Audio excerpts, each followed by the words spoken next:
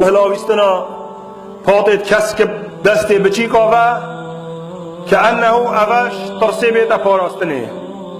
والله مسلمانان انسان خدا عاقل بد اویدشتی ناکت پات کسک دی چل دکت دی منعا چه دشتیش دکت تا ربکی هی بخواد عاشوی ربی بکه یا نوشتیه یا بازبندی دی عیالی به هلاویست یا جاوکا دی عیالی به هلاویست یا خدا سیاره دی رابط کتک نعاله اب سیاره خو به هلاویست که انه اوه جاوا بپارزد.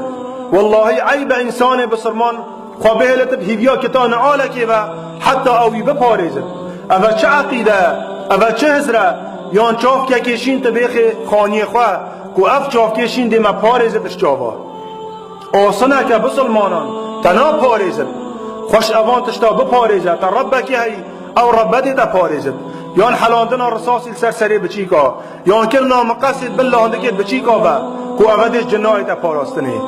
اف عقیده اف فاسد تشکیب ایناده مقصد چنگی بچی که پارزد که دی جنش آسانی ترسد درگه مزلات همی آسانه باچه و اودویر راحته آن دی قرآن کتب بن سری بچی که با یان دی بچی خودی دید چافکه که بچی دی خط انیاوی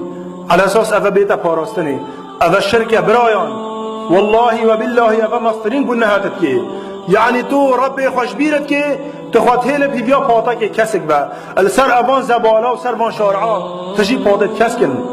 دی چل دکت اف پات کسک هر اوان ریکا و اوان وسائلا هماش ناخراکه. پیغمبر علیه الصلاة والسلام بد من علق تمیمة فقط اشرک او تمیمه که پاتا که تشتکی بخواه هلاویست او شرک کرد. هر واسا پیغمبر صلی الله علیه وسلم بیجد او انسان تشتکی بخواه هلاویست خود تعالی دیوی هیلت بیا او تشتی به تا پاتک بخواه هلاویست پاتک شین او سیدانم نظام شر قبری ایناده